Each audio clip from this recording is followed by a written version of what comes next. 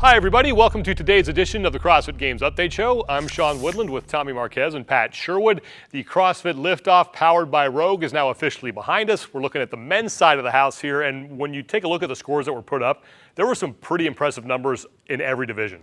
Big numbers in all divisions, but I kind of split it in my head into two sections, which is people I look at and consider CrossFitters that are throwing down in the liftoff, and then weightlifters that are like, I'm going to throw down in this event as well. Of course, the weightlifters put up some monstrous numbers, but it's really cool to see year after year as the CrossFitters' snatches and clean and jerks are just going through the roof. Yeah, but I was stoked to see some of the big names in weightlifting in the U.S. in particular, throw their hat in the ring, participate in this, as well as a few big names for the international scale as well. And when it comes to the overall leaderboard, it is the big name who sits atop of it when it's all said and done, and that is Rich Froning, who wins yet another competition. He was 40 points ahead of Marco Coppola. Jeff Evans finishes in third, followed by Ben Smith and then Jared Enderton. And we caught up with Rich Froning via Skype earlier today, and he said he actually hit those two lifts after doing a ton of work. The snatch was a 1 pound PR. I probably could have went a little bit heavier, but we did quite a few lifts leading up to that. We more or less just kind of did what we normally do on Saturdays with usually CrossFit weightlifting just has, work to a heavy single. So we did that, may have taken a few too many lifts. We were really just planning on just doing the snatch and then doing the clean and jerk on Monday. But when the iron's hot, you might as well keep going. So we kept going.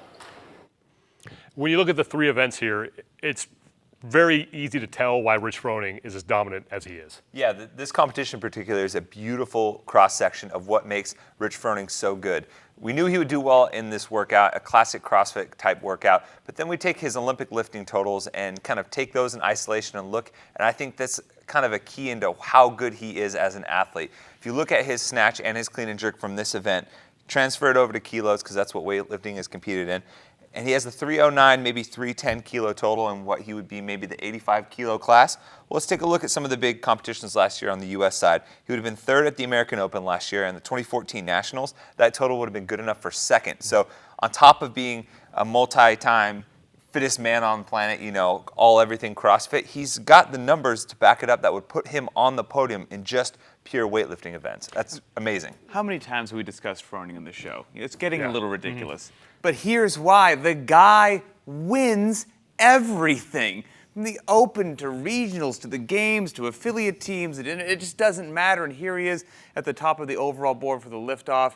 And monster numbers, like Tommy said, but so impressive on his workout as well. Event 3 went into it with a great strategy from the very first rep, 3, 2, 1, go. All singles on the barbell movements. Didn't link a single thing together. Pull-ups unbroken, double unders unbroken, and all singles got him the top score. And while Rich Froning is once again proving why he is so dominant, Jeff Evans is proving that he is shoring up some holes in his game. Jeff Evans is incredibly impressive. So we saw him go to the games in 2014. He missed it in 2015, had some holes. Now, let's be honest. In 2014, he did great, but he was kind of like, all right, this is the big, strong guy that made it to the games, and he put on a great show. Now he's more well-rounded. While his lifts were impressive, I mean, a 405 clean and jerk, 305 snatch. What, again, really stuck out to me was event 3 on the workout. So he got 6 rounds flat. And if you go to the leaderboard, watch his video, what you're going to see is at the end, he literally collapses to the ground, can't even stand, he's dry heaving on the floor, which, okay, that might be a bit gross.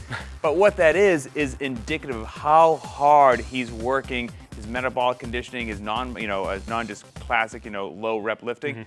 I think he's got a great shot at making it back. And then finally, we give a lot of props to the former fittest man on earth, and that's Rich Froning, but the current fittest man on earth is Ben Smith, and he's right there in the top 5 as well. Yeah, another strong performance from him, but more importantly, a consistent performance for him. Ben's an opportunist, really taking advantage of where he can excel and then kind of hanging around just like he did at the games in the top 10 type stuff in the other events where he may not be up to snuff with some of the other athletes. So you take a look at this workout and competition in particular, 39th in the snatch, 37th in the clean and jerk, 41st in the total, 44th in pound per pound, all within 7 placings, not a lot of variation, but then makes up some huge ground in the workout, a place that he excels at, a place that, he's the fittest man on the planet, he's gonna do well at. He finishes 8th, gives him a huge boost, puts him up into the top 5 alongside the likes of Froning Evans, Marco Coppola, Jared Anderson, all guys who outlifted him, but he's still able to make it up into the top 5. And you mentioned at the top of that you were really excited to see these pure weightlifters, and we saw one guy who is a pure weightlifter. I mean, this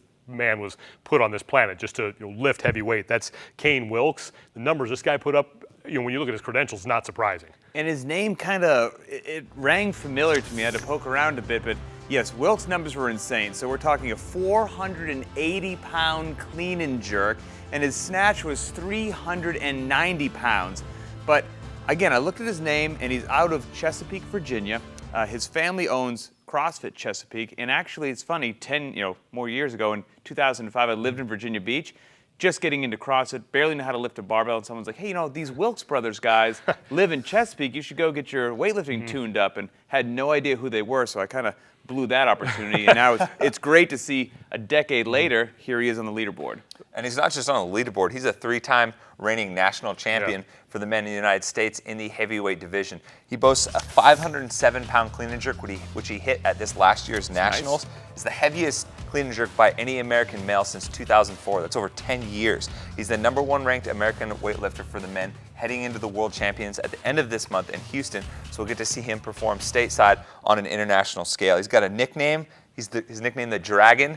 That's pretty awesome. Fantastic. And on top of being a member of the community for quite some time, the CrossFit community specifically, it's great to see a guy like him get some recognition for what he does so well in weightlifting, get some prize money for that, and now he's got a few more maybe fans or supporters that are going to be watching him at the end of this month when he competes. And the guy who is the best pound-for-pound lifter is someone who is also familiar to people who are weightlifting fans and on an international stage, and that's Brittany Roca. What do we know about him? Yeah, he's podiumed on the international stage. He won silver for Mexico at this year's Pan Am Games. He'll be representing Mexico again this year at the World Weightlifting Championships in the end of this month.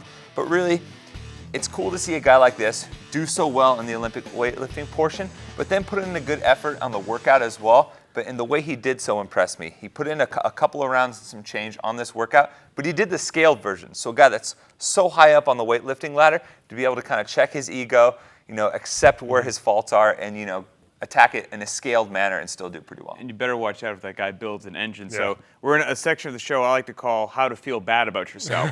So let's talk about just how strong this guy is. He weighs 156 pounds. That's significantly lighter than anyone here at the desk. Now, his snatch, 297 is what he put up. Clean and jerk, 374 pounds. Again, the body weight, 156. So, man, if he does dip more than a toe in that CrossFit pool, watch out. We had 8 different weight classes, and those 2 that we just mentioned had the best totals in their weight class. But here's a look at the men who did have the best weightlifting totals in their various weight classes. I mean, we had 5 men put up more than 700 total pounds, 2 of them over 800. One of those was Kane Wilkes. And again, some of these guys that you see on here, I mean, not familiar names, but like you said, Pat, if they get an engine and they get into this sport, I mean, look out. And both benefit. I mean, the CrossFit community loves Olympic weightlifting, and it's critical to our fitness, and it's cool to see lifters go, all right, I'm going to try what these CrossFit guys are throwing down a little bit and see them pour their heart a little bit into the workout. I mean,